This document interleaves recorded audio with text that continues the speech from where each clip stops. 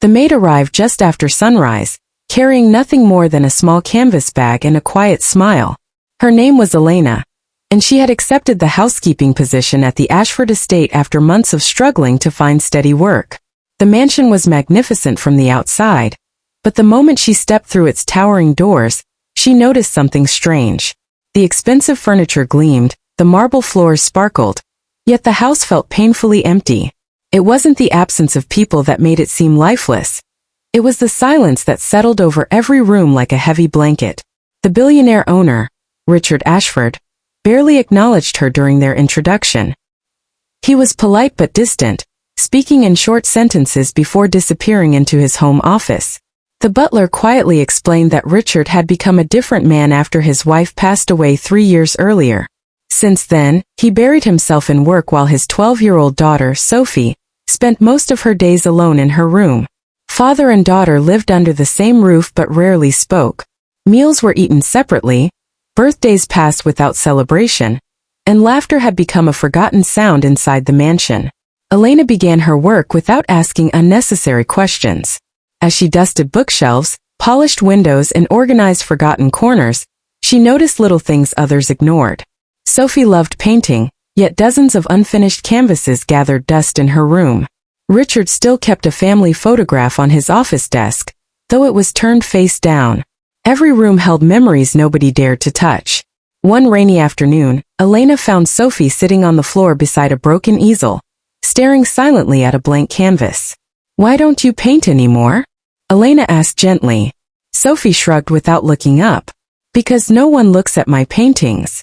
There was no anger in her voice, only disappointment. Instead of offering advice, Elena quietly repaired the easel with a few simple tools from the maintenance closet.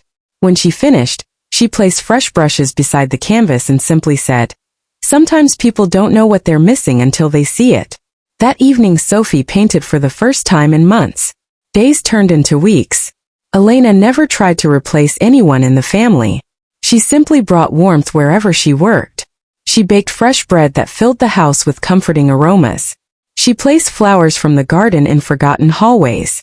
She opened curtains that had remained closed for years, allowing sunlight to enter rooms long trapped in darkness. One morning she noticed Richard rushing past the breakfast table once again without eating. "You'll think more clearly after breakfast, sir," she said respectfully. "I don't have time."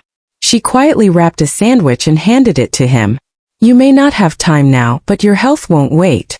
Richard hesitated before accepting it. It was such a small gesture that it surprised him more than any expensive gift ever could. Later that evening he returned home earlier than usual.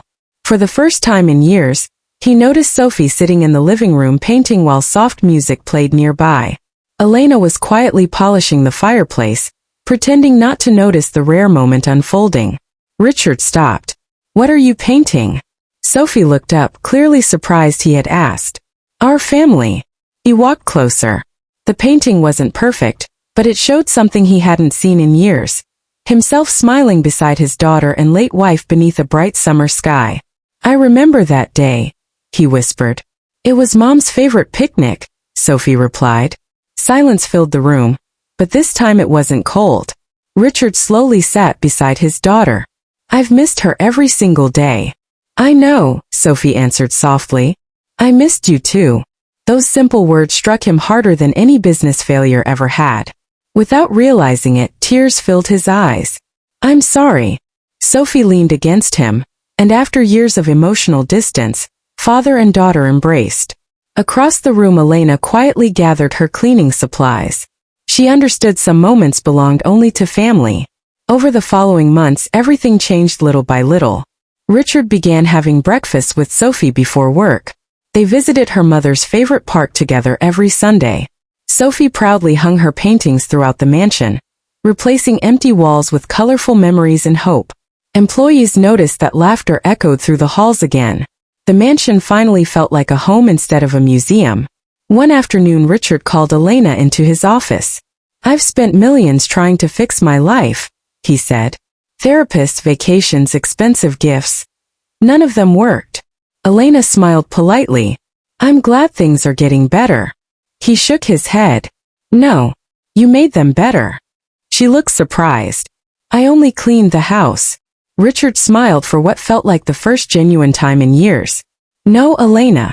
You reminded us that broken families aren't healed by money. They're healed by kindness, patience, and people who care enough to notice the little things. He handed her an envelope. Inside was the deed to a beautiful cottage, enough savings to secure her future, and a handwritten letter thanking her for giving his daughter her father back. Elena's eyes filled with tears. I don't know what to say. You already said it, Richard replied. Every time you chose compassion over judgment. As Elena stepped outside into the warm afternoon sun, she looked back at the mansion. Through the open window she could hear Sophie laughing while Richard tried, and failed, to copy one of her paintings. Their laughter drifted across the garden like music.